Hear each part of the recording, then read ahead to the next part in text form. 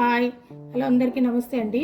ఈరోజు మీకు నేను జొన్న రొట్టె ఎలా చేయాలో చూపిస్తాను. చాలామంది కొత్తలో బిగినర్స్ అందరూ కూడా జొన్న రొట్టె చేయడానికి చాలా కష్టపడుతూ ఉంటారు.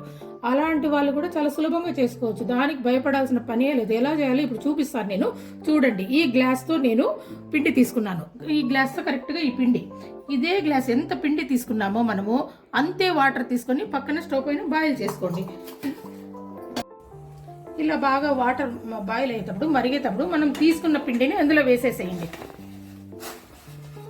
వేసేసి ఒక గెరట తీసుకొని దాన్ని బాగా కలిసేయండి.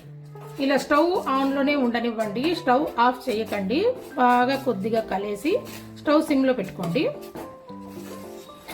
చూడండి ఇలా బాగా కలిసి అంతే కలిసి పిండి అంతా అందులో వేసేసి దీనిపైన మూత పెట్టేసేయండి.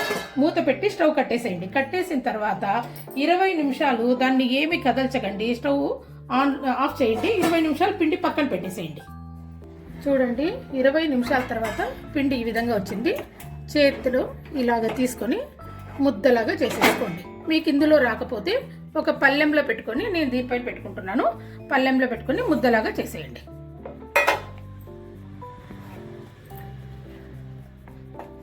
ఇదిగోండి, పిండి ఇలాగా వచ్చే వరకు చూసుకోండి. ఇలా అంటే మీకు ఇలా ఉండాలి.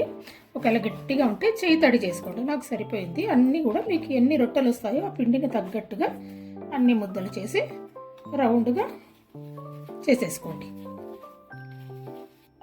ఇదిగోండి, ఇలాగ అన్ని ముద్దలు చేసుకొని అవన్నీ కూడా పక్కన పెట్టేసుకోండి. ఒక క్లాత్లో పెట్టి దానిపైన మూత మూయండి. ఇలా మూసి పెట్టుకోండి, గాలి తగలకుండా ఉంటాయి. తర్వాత ఒక ముద్దను తీసుకొని దానికి కొద్దిగా పొడిపిండి చల్లుతూ ఇలా నెమ్మదిగా మన పక్కకి, మన వైపుకే తిప్పుకోండి.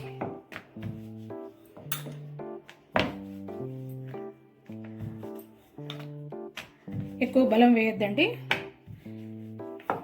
మధ్యన ఎక్కువ అనుకోకుండా మన వైపుకి లాక్కోండి.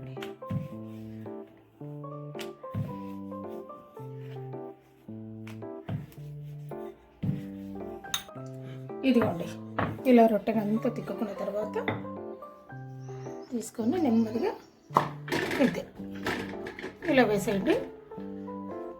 దీనికి పైన వాటర్ అద్దాల్సిన అవసరం లేదు. హై ఫ్లేమ్లో పెట్టుకోండి. స్టవ్ కొద్దిగా కాలనివ్వండి. రొట్టె పైన నెమ్మదిగా బుడగలు వస్తాయి చూడండి.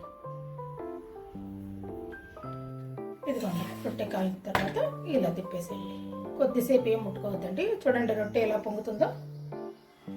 కొద్దిసేపు అలాగే కాలనివ్వండి.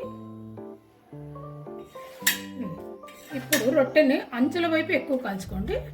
ఏమీ వాటర్ తడపొద్దండి క్లాత్తో. చాలు, ఇంతే.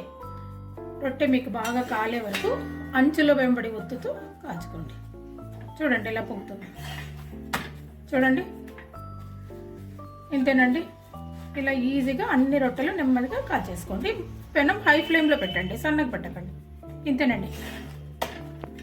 ఇదిగోండి, ఇలా అన్ని వైపులా అంచుల వైపు మెత్తగా ఒత్తుకుంటూ అంతే. ఇదిగోండి, రొట్టెలన్నీ ఇలా బాగా ఇంత మెత్తగా వచ్చినాయి చూడండి. ఇంతేనండి. Okay, thank you, bye bye.